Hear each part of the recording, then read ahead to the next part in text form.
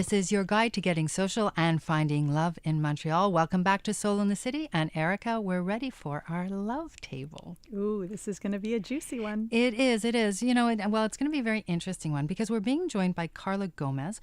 Karla is an expert in the field of essential oils, and she has a holistic approach to finding the perfect match. Welcome, Karla. Thank you. Thank you for having me here today, Cheryl. Oh, pleasure. And Sandra. Sandra is also joining us. You're out there, Sandra? I am indeed. Thank you. That's great. So what we're talking about today is really women who have been on the fence, meaning somewhere in their lives they know where they were and they kind of fell off of it, the world you knew, and we're in the process of getting back on the fence. And it's great that, by the way, Erica has this amazing app. You should be downloading and checking it out, everybody out there listening, because it helps us find ways to get back on the fence. So I'm going to start with you, Sandra, because you have a similar story to me, and that is a long-term marriage, and it suddenly ends, and then you find yourself solo, right? That's right. And it's particularly interesting when it comes at a time that you don't expect it. It's sort of, people lose themselves in these relationships.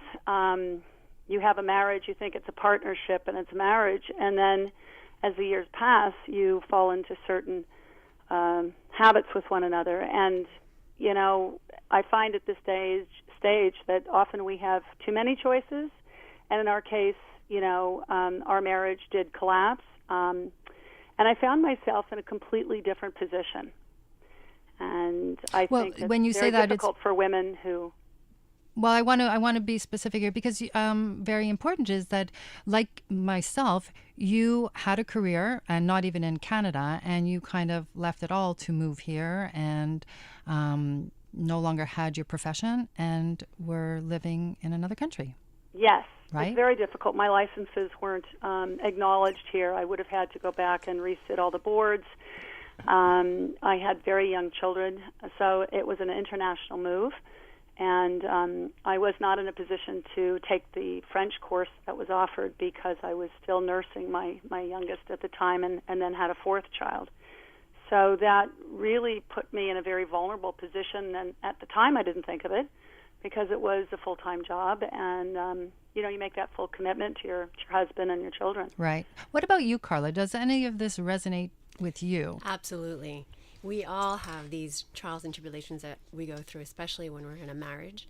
And I think a lot of the times what we forget is that when we have so much going on in our lives in terms of actually taking care of smaller children, we tend to give away a lot of our time and devotion to them. Not necessarily giving away, but we love to do that, and that's really where we're at in our lives. And I think that we need to remember that, for example, in Ayurveda, when we're born, we come out perfect.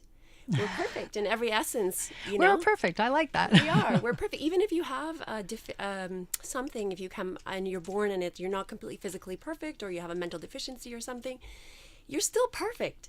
You know, and as life goes on and we go through all these trials and tribulations, when we happen to be in a relationship that doesn't work out, we tend to forget that we were perfect, and we just need to remember what our essence is and what are the things that makes us happy. Well, I think one of the things, Erica, I'd love you to weigh in on this a little bit, is I think a lot of us, I know I did this, I changed a little bit because I was, a more bohemian, creative, gypsy when I was single. And then I got married, and then all of a sudden I found myself living in a situation where I thought I had to fit into, a mummy and a perfect mummy and, in an elite society. Let's face it, that's what it was.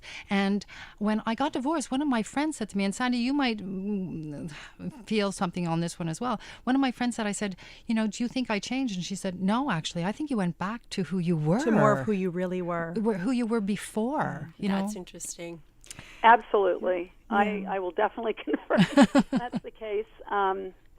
You do what you feel is necessary for keeping things smooth in the relationship, and you have to be, you have to set a standard in your home as a mother, and that's a role that's very important and vital. And I don't feel that there's enough attention in society in general for these major transitions in life when you have to return to having an empty nest. This is a place where you had no children before you were married. So that in and of itself is extremely stressful. Of course, that influences people splitting up all the time. But what I think is more essential is to recognize your true identity and how to hold on to that true self, even as you transition into motherhood and a wife and, maybe a caregiver for a parent, whatever it is, that a career woman, but to keep to honor the true self that you have. And going back to that true self, it can be an extremely stressful process because of the years of you feeling you've lost yourself. We're at the Love You've Table. forgotten your passions. Right. We're at the Love Table right now with Sandra and Karla Gomez, and Erica Diamond is still joining me. So let me ask you a question.